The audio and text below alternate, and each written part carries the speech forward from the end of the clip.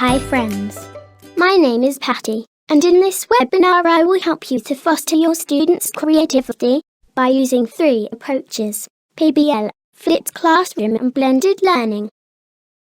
Let's start with PBL, project-based learning. This is a quotation from T. Markham. Project-based learning integrates knowing and doing. Students learn knowledge and elements of the core curriculum, but also apply what they know to solve authentic problems and produce results that matter. PBL students take advantage of digital tools to produce high-quality, collaborative products. A method of teaching in which students acquire new knowledge and skills in the course of designing, planning, and producing a multimedia product. You may ask me why teachers should use PBL. For 3 good reasons. It helps students improve their communication skills. It facilitates student collaboration. And, finally, it enhances the famous 21st century life skills. What are these skills for? As we all know, teachers have a very hard task to carry out, to prepare students for the world that doesn't exist yet. However, pedagogists and other scholars have created a list of the critical 21st century skills every student needs to survive and succeed in our world. What are these abilities, which will serve them in a time that's changing and developing so fast? Here they are: critical thinking, creativity, collaboration, communication, information literacy, media literacy, technology literacy, flexibility, leadership, initiative, productivity, social skills. No pupil in the history of education is like today's modern learner, and we know that.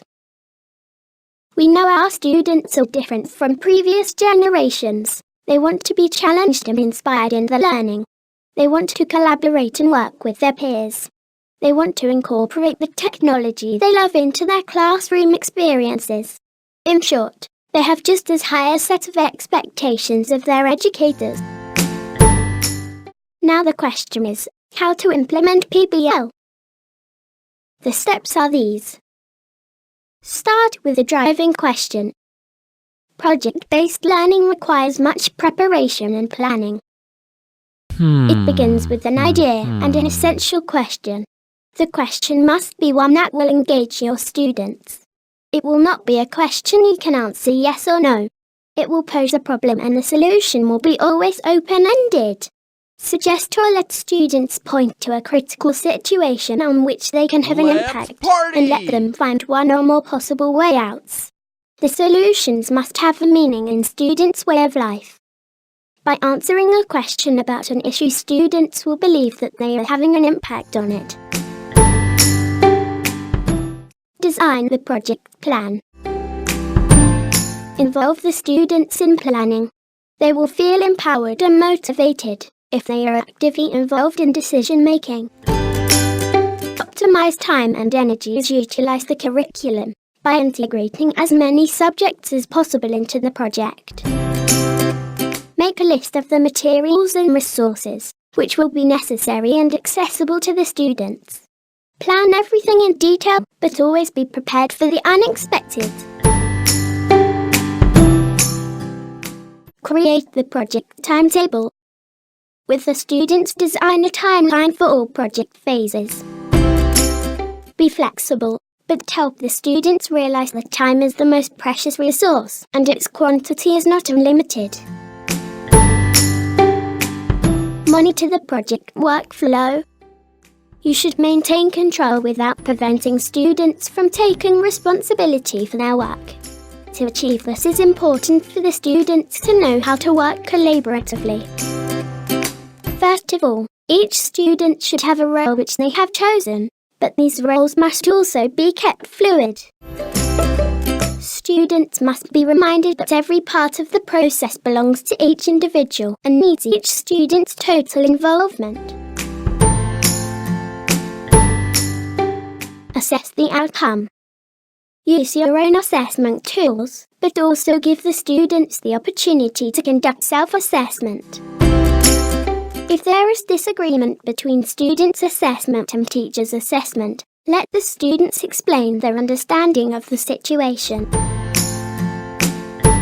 Evaluate the experience.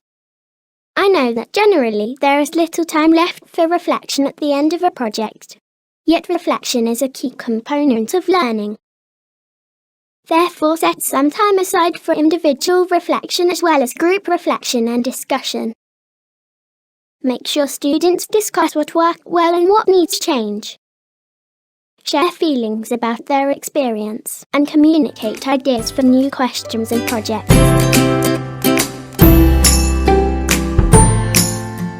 We can say that, through PBL, part of the teaching process is transferred to the students, and this will help them develop critical thinking, which is one of the most relevant 21st century life skills. What is critical thinking? It refers to the ability to analyze information objectively and make a reasoned judgment. All of you remember Bloom's taxonomy. Well, Bloom's taxonomy and critical thinking go hand in hand. Bloom's taxonomy takes students through a thought process of analyzing information or knowledge critically. However, Bloom's taxonomy has been recently revised. As you can see, evaluation has dropped one level in the taxonomy, while synthesizing has been replaced by creating. I know all this sounds very interesting, but a bit theoretical, and so now I will suggest you some ideas for organizing students' work in the initial project phase, that is when they are starting to plan the project. This activity is called frames.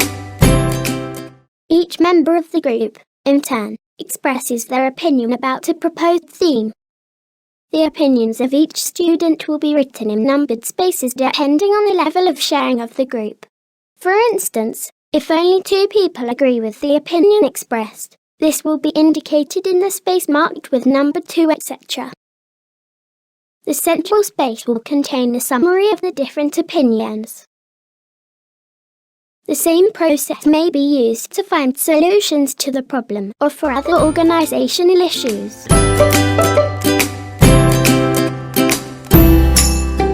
The next activity is called Map in the Middle. Each member of the group, in turns, writes personal opinions about a proposed theme in a space of this chart. When everybody has written their own opinions, the group members share what it is written and make a summary, which is shown in the central oval. The synthesis can be a synopsis, but also something more creative like a slogan, a drawing, a diagram, a map.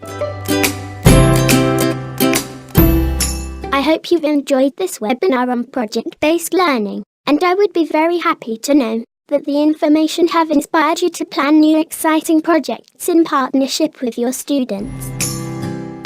I leave you now, but we will meet again for another involving webinar on new learning teaching strategies.